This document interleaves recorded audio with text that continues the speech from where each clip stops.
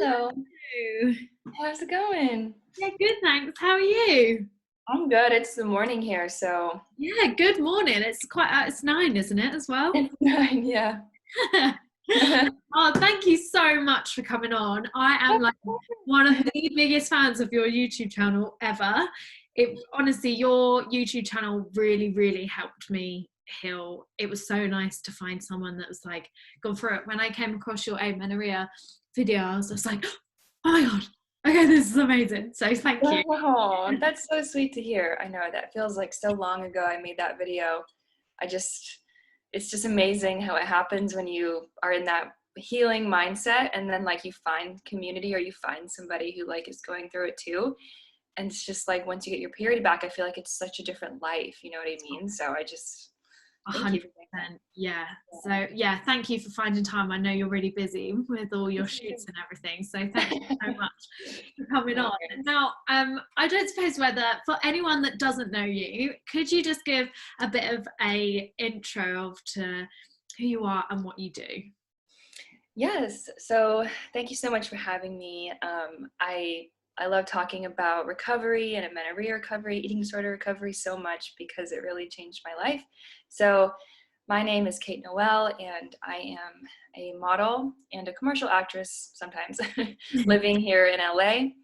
And I've been modeling for a while. I've had my eating disorder. I had my eating disorder for longer than I was modeling, but yeah, I decided to talk about my eating disorder recovery on YouTube because I really enjoy YouTube and I enjoy watching YouTube um, because it really just completely changed my life. And it was the first time I felt so passionate about something that I just had to talk about it. It was really a cool moment because I kind of like had wanted to start a YouTube channel, or I wanted to have some sort of niche sort of thing that I wanted to represent, and it never came naturally to me.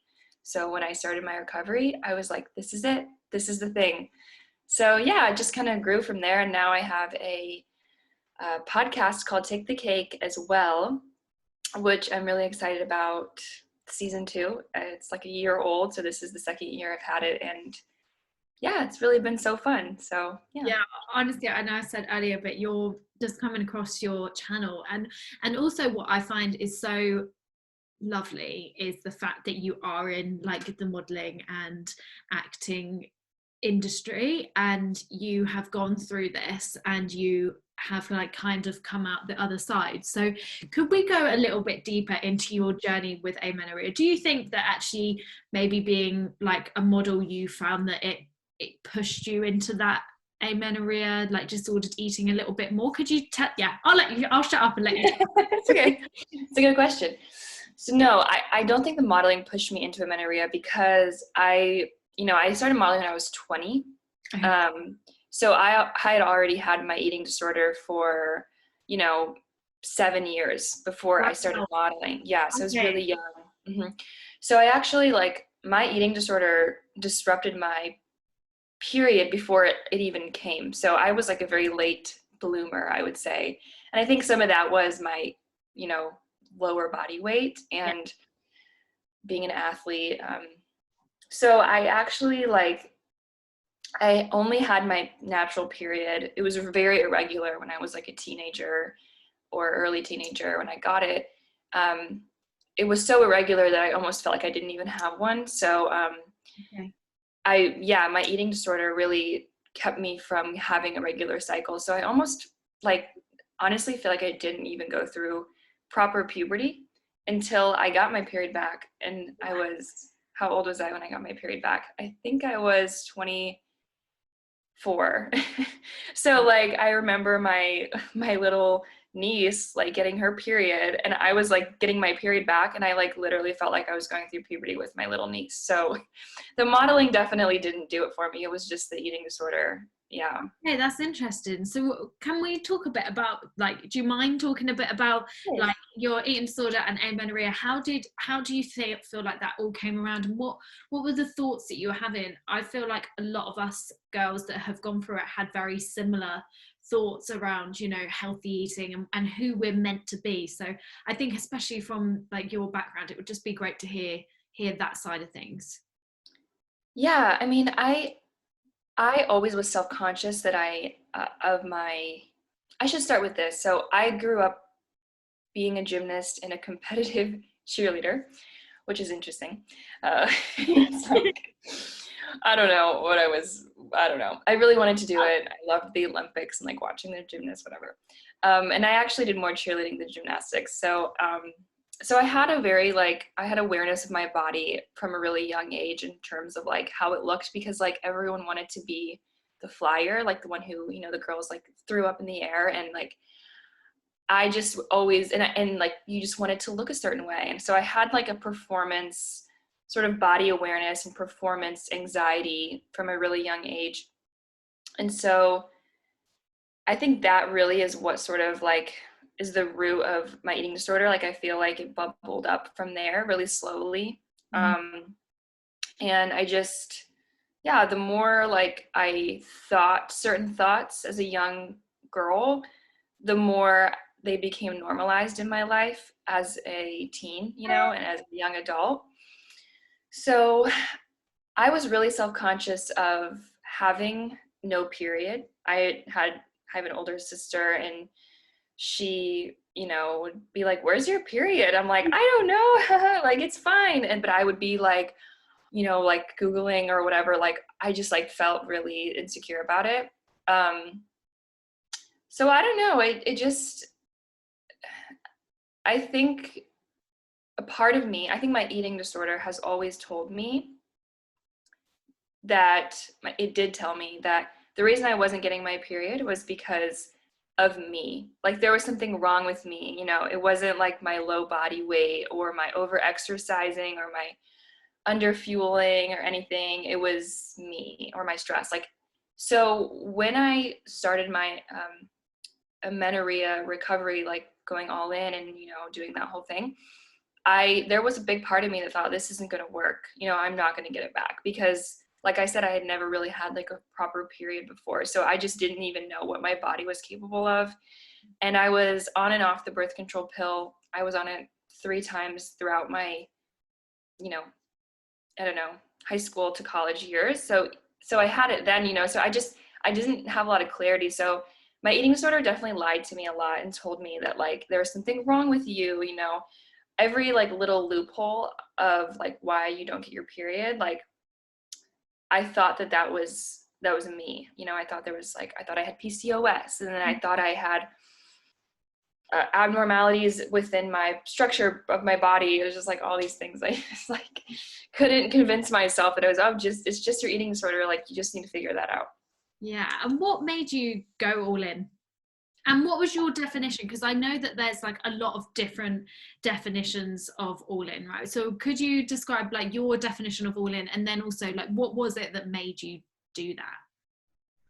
Yeah. So I actually, I read the book No Period Now What by Mhm. Nicole Rinaldi, who is like such a pioneer in the amenorrhea recovery world. I mean, she's amazing.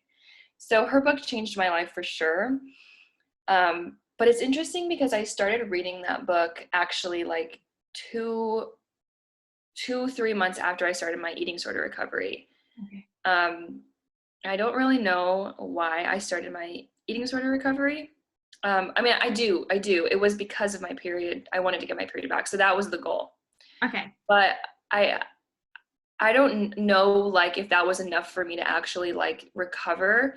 So I honestly feel like I just hit kind of rock bottom, and I was just really miserable. Like it was like the first time where I was like, I don't think this is worth it. I just kind of had to like look around at my life, and I really just stopped trusting myself, and I think that it was the first time I questioned myself enough for me to like stop engaging in behaviors and really like just want to see if I can do this. So I don't know. I just felt like one day I just was like driving home from this really long day of shooting modeling photos with this company I worked with a lot, and I just was so tired all the time and so dizzy and so just like not normal, and my hair was falling out. I had all these physical symptoms and obviously mental symptoms, and I just like hit a wall.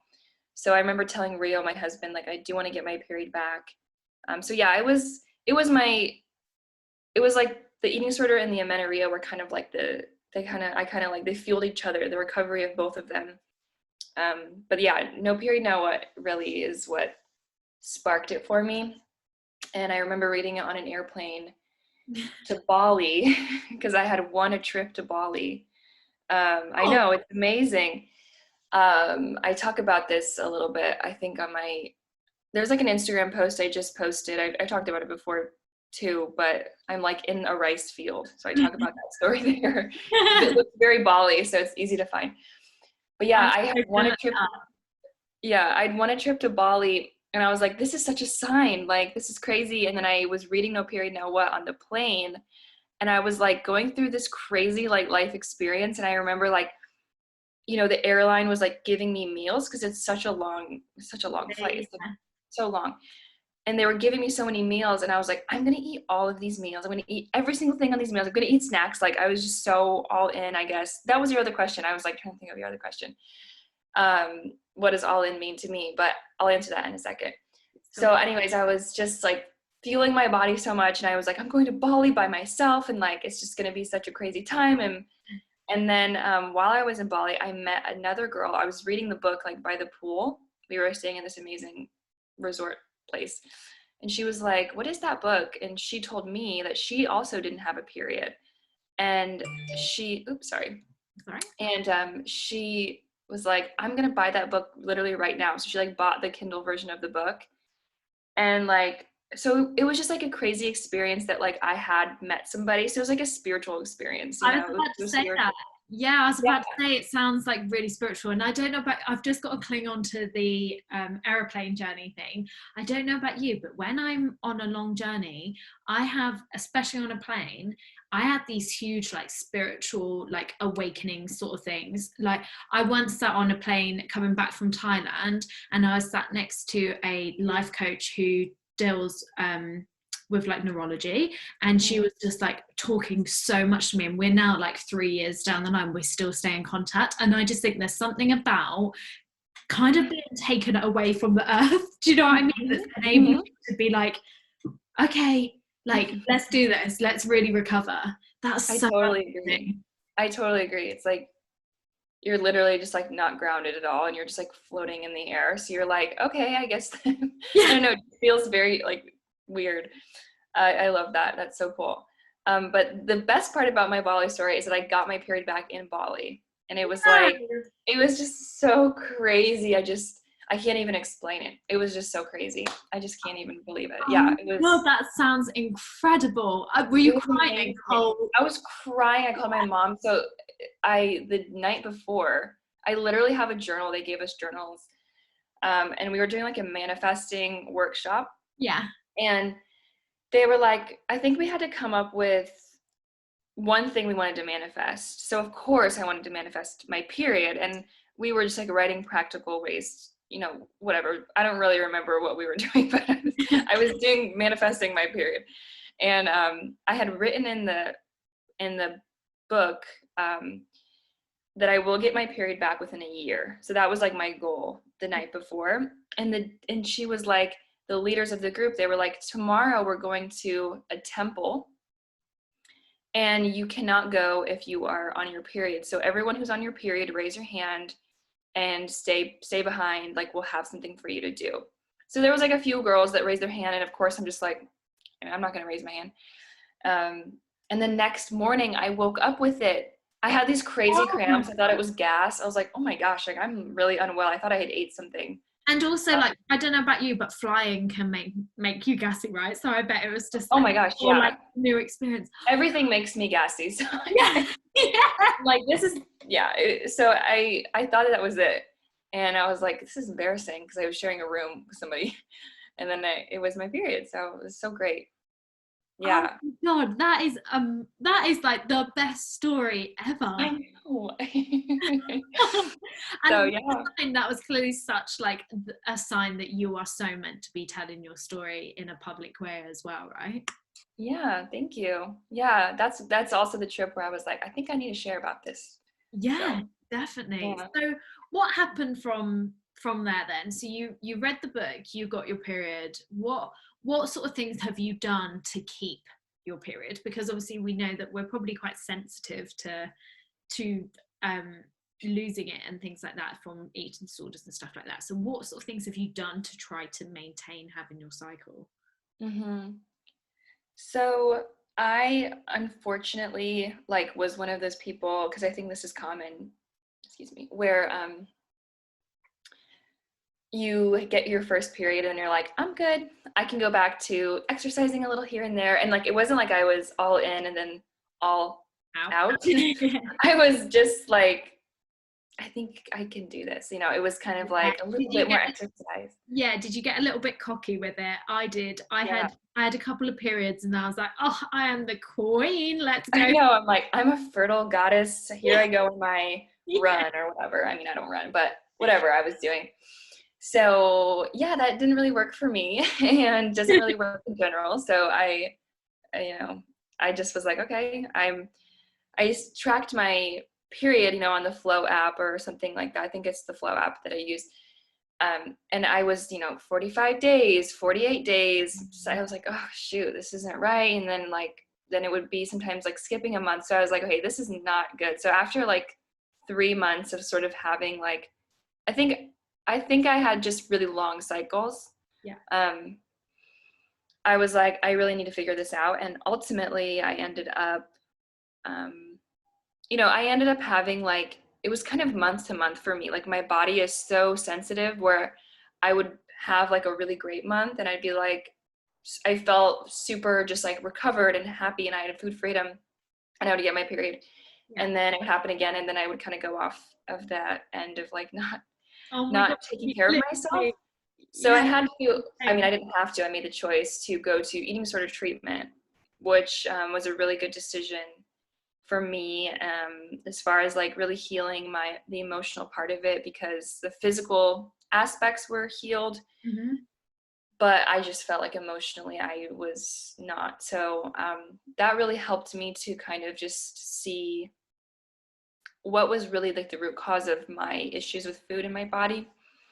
And yeah, I think ever since that experience, I really have been able to just accept and love myself. And the longer I feel, at least for eating disorder recovery, I don't know as much about people who just have like hypothalamic amenorrhea and maybe don't resonate as much with having an eating disorder. But for my eating disorder recovery, I feel like the longer you stick to it, the easier and more natural it becomes, and you kind of just need that time of healing. So I don't Definitely. even know if that answered your question, but No, definitely. I haven't, we didn't talk about this in terms of like questions that I potentially ask you, but I don't know how happy, is there any chance you could go into like the sorts of emotions that you had to work through when recovering from your eating disorder? Are you in a like position to be able to talk about that?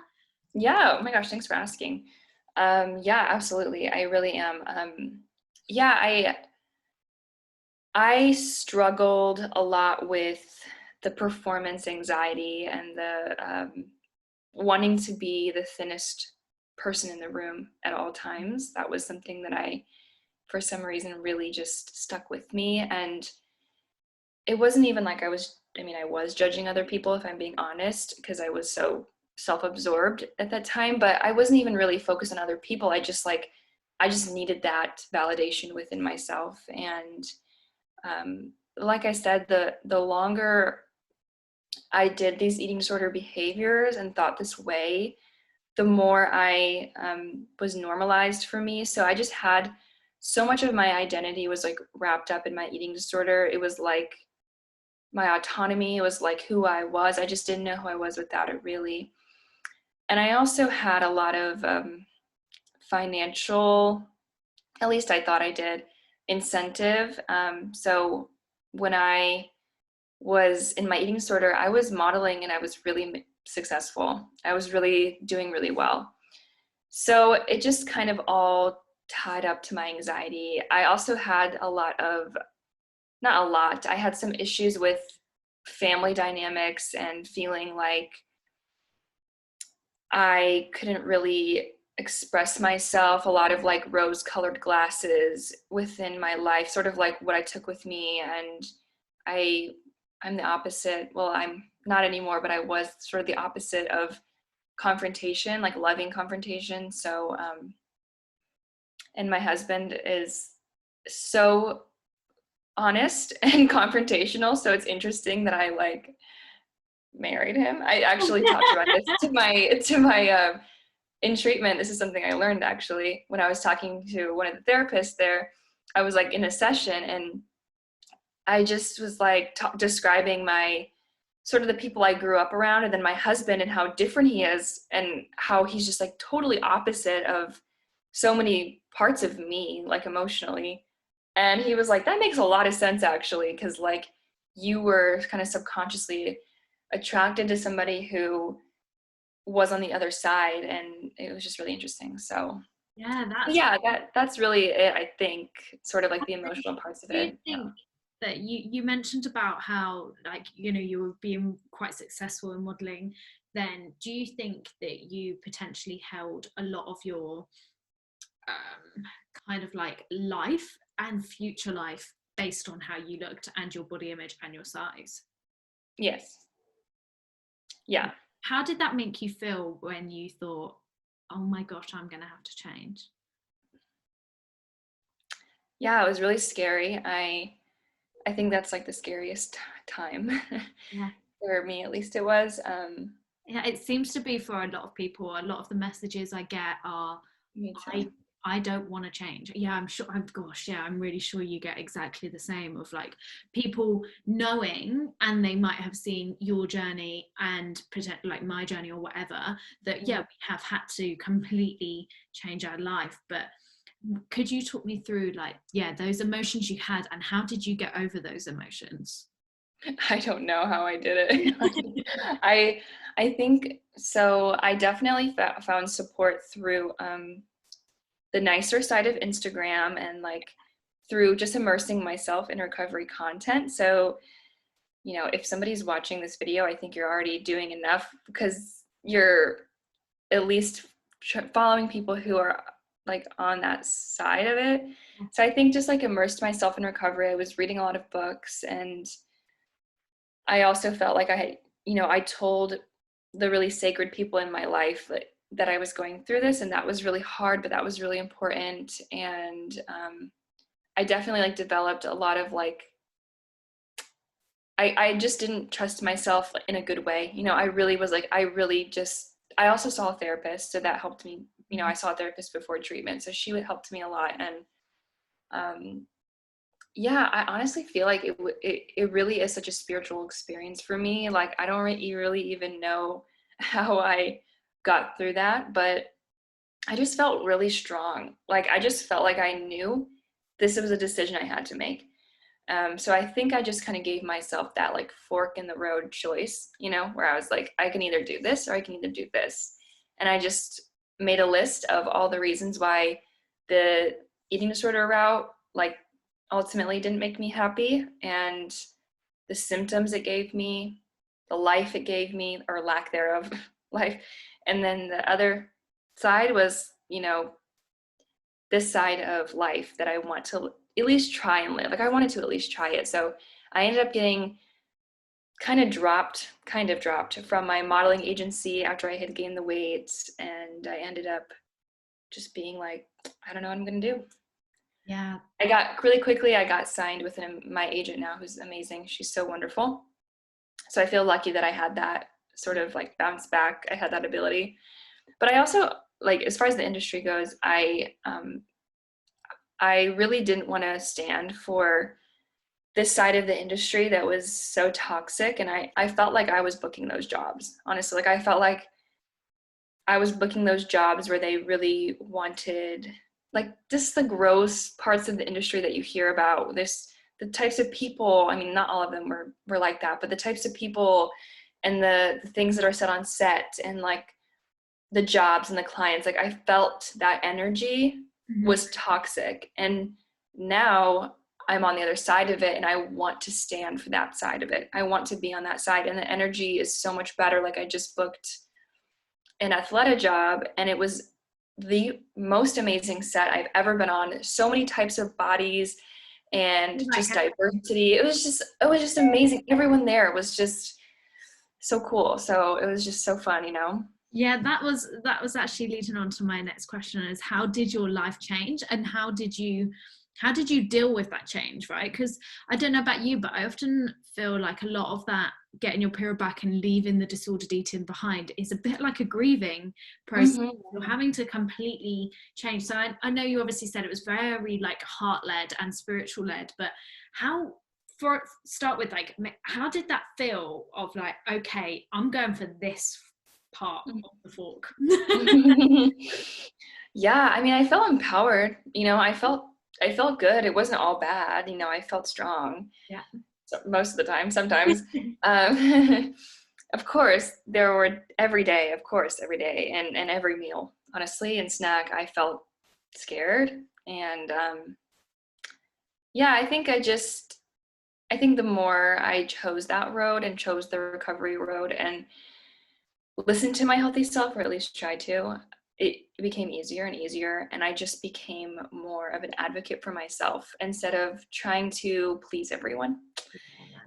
Like I just kind of had a switch in narrative in my mindset where, like, for example, I kind of was like, my agents need me more than I need them. And I just was like, that's what I'm going to think from now on. Whereas before, I was like, oh my gosh, like I'm going to go see my agents and I'm so scared. And I would just like, just like felt so small. You know, I felt so small and like under everyone else's sort of, I just felt second. I felt second all the time. So I was like, I'm just going to be me. So that's kind of a meta answer. Yeah, you're the main character. Oh my God, Yeah, yes. yeah.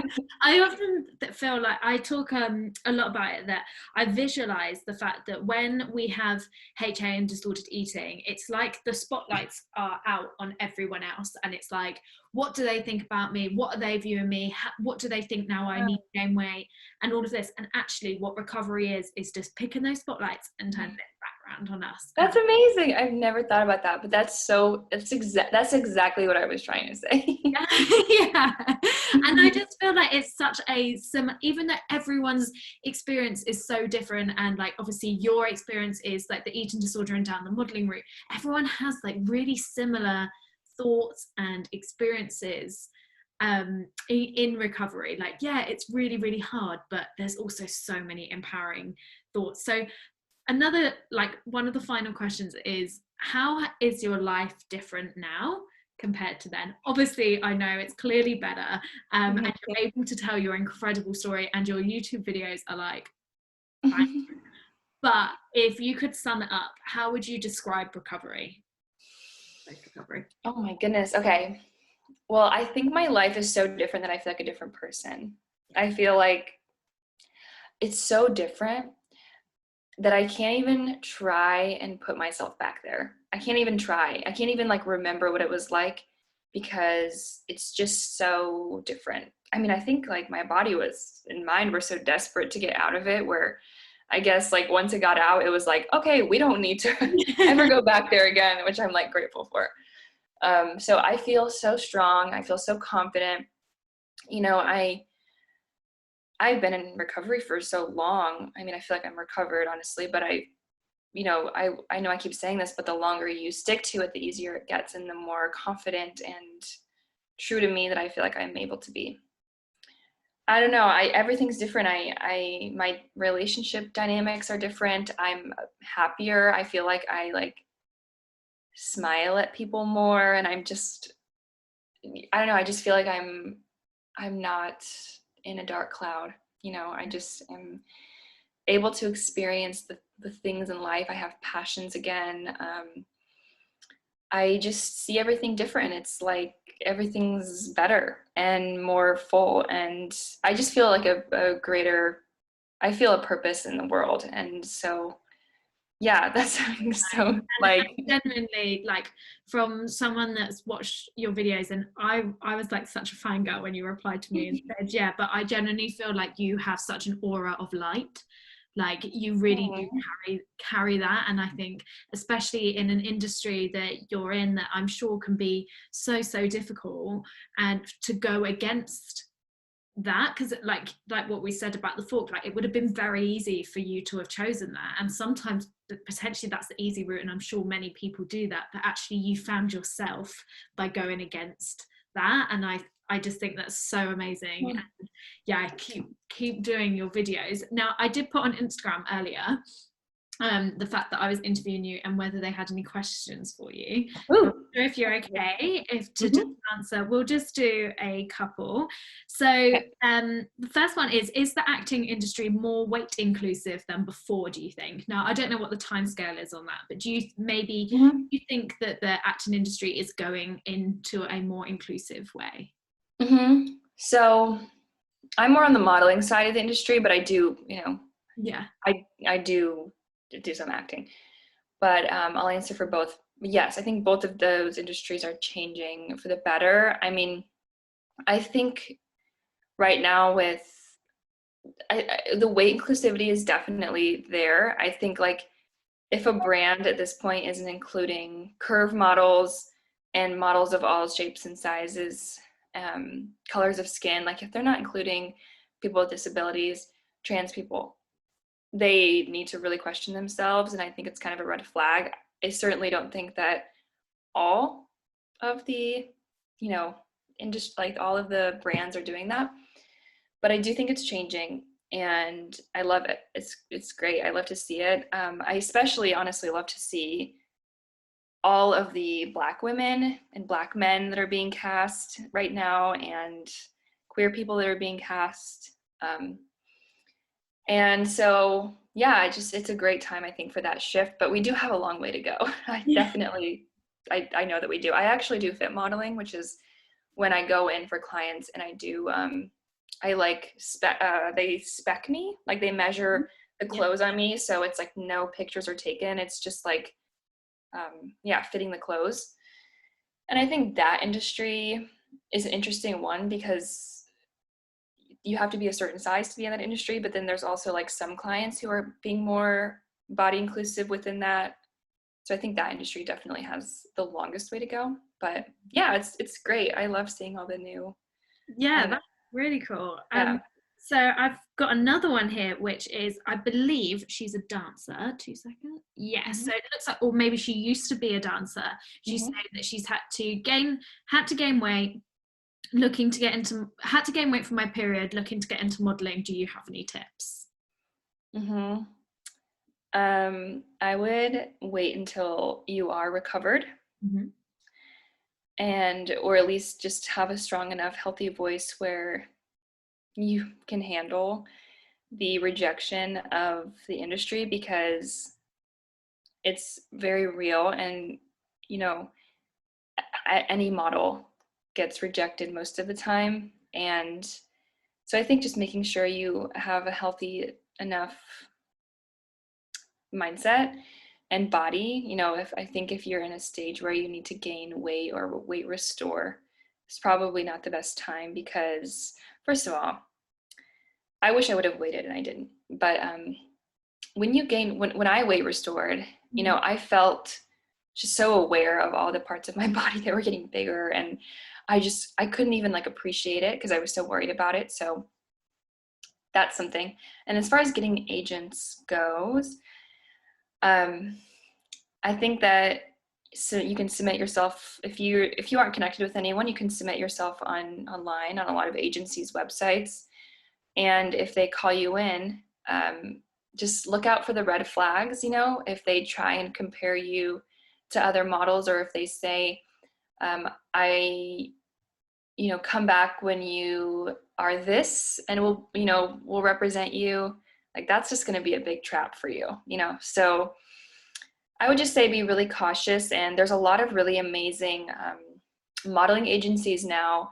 I'm not a huge fan of the categories of like putting models into categories, but that's how it is right now for most agencies. But there's agencies now who do not only plus size, but they do something called street size, which Okay. is like in between the really traditional super thin models and the curve models. So like maybe you could look for an agency that represents your body type, whatever that is. But I would say wait until you know what your body type is. Yeah, that's pretty cool. That's that, and I guess that's maybe like an improvement of the industry already, right? The fact that there is this like street. It is, but I feel like having the categories, like it's kind of just like someday I really hope we look back and we're like, why did we have all these like different boards? Like why can't we Yeah. just have like one board with just like these are our models? And I feel like categorizing models can be like, I think for some people it can be liberating, for some people it can be kind of like, I don't know, kind of putting Yeah. themselves in a box. So Yeah, it's a bit like having just another label attached to you, right? mhm, Yeah. yeah. So there, I'll just do one more. Okay. So how did you work on your mindset to recover? Now, yeah, I guess maybe this one, I'll just elaborate. Maybe we could talk about like, was there any particular mindset task, whether it was like journaling or meditating or something that you did to help you recover and to become mentally like stronger? Because obviously, like you said, like modeling can be, I'm sure, a tough industry to be in. So was there anything that you did apart from therapy and things like that that you maybe did to help you? I think I just like tried to fill up my time. It's really hard with COVID right now, Mhm. but I recovered pre-COVID, but I tried to fill up my time with new things that I, maybe some of them were distractions, but I also just like really wanted to figure out what I liked doing in my life. So I like enrolled in a ceramics class and I started drawing and doing art more. I kind of like wanted to talk to a lot of my friends I hadn't talked to in a while. I kind of just like I tried and fill up my days with like things to do. And I like taught my dog like so many tricks. I just like anything and everything I could do. I just like tried to do that. As far as like coping with the thoughts, yeah, I think like I definitely meditated. I still do, and like prayed and just had a spiritual time and practice within my life that really grounded me every day. Um, yeah, I don't know. I think I kind of just like took it day by day. Like a lot of people say I did this or I did this, and for me, I don't know. I just woke up and I was like really honest with myself. Like I'm having a bad day. Like I need to go do something about this, and so I just like figured out what do I want right now. Just tried to be intuitive about it. Sometimes it was a bath. Sometimes it was a cold shower. Or sometimes it was stretching. Stuff like that. Yeah, no, I absolutely love that, and I think that it is so crucial that you can listen to as many podcasts, YouTube videos as possible, Yeah, but that's true. you've still got to find what works for you, because like what works for someone might not work for you, right? But Mhm. I've got one more question that I need to ask you. How is living in LA, and would you recommend it? You can tell that I've got COVID itchy feet, that I need to get away. I'm so bored of my apartment. Would you I recommend want it? to visit you, honestly, because I've never been over there. So Oh my god, you so should. I know, right? Hey, I have know. you ever seen The Holiday? Of course, I watched it this past Christmas. Oh my god, right, we should That's so do it. that. But then we'll also have to meet at the same time, just so we can I like. know we can't just like switch lives and then like never meet. That wouldn't be right. Yeah, it's um, amazing. Do you love it? I do. I've lived here for 6 years. It feels like I've lived here for so long. I love LA. Yeah. There's so many parts of LA parts about living in LA that's can be tricky. Okay. Right now, we live in the like central LA, like really not downtown, but like central LA. I don't even know Yeah. what it's. And I'm definitely more of like I need more. I'm just like around apartments, that's it. And I Okay. think I'm missing a little bit of nature. And like I feel lucky that we have the sun and we don't have to think about the weather really. It's really nice. But I think I would rather be somewhere where I'm either in the mountains or I'm like on the beach. Like I'm not really like a city gal. I think like at heart. Yeah. So I think I would like LA a lot more if we lived somewhere that was a little bit more nature filled. But I Yeah. do love LA. It's special. I mean, it's wild. Yeah. It's kind of boring right now because nothing's really open. I think y'all are in like lockdown, right? Like, Yeah. I'm yeah, so we're not. grateful grateful that I live right by the sea. Like I could, if Oh, that's I'm literally beautiful. like 2 minutes from the sea. But what can you do? Can you do anything? Like, what is it like? So we can go for a walk. Well, we're meant to go for like one walk a day, and we can meet a person for exercise. Um, Okay. but other than that, like, and obviously like food shops and things like that are open. But other than that, nothing else is. And they've developed a roadmap now. So like the 29th of March, you can meet a friend for a coffee. Oh, Then from that's so like the 12th, specific. yeah, then from like the 12th of April, hairdressers and gyms will open, and then like there is a roadmap now, but I'm like, we've had winter as well, and like UK Oh, winters aren't ideal. Like it's just dark and rain. So I'm so oh my like itchy goodness. when I obviously see your YouTube videos, and I'm like, oh, that looks I amazing. know. I certainly take it for granted. I'm actually from Indiana, which is Okay.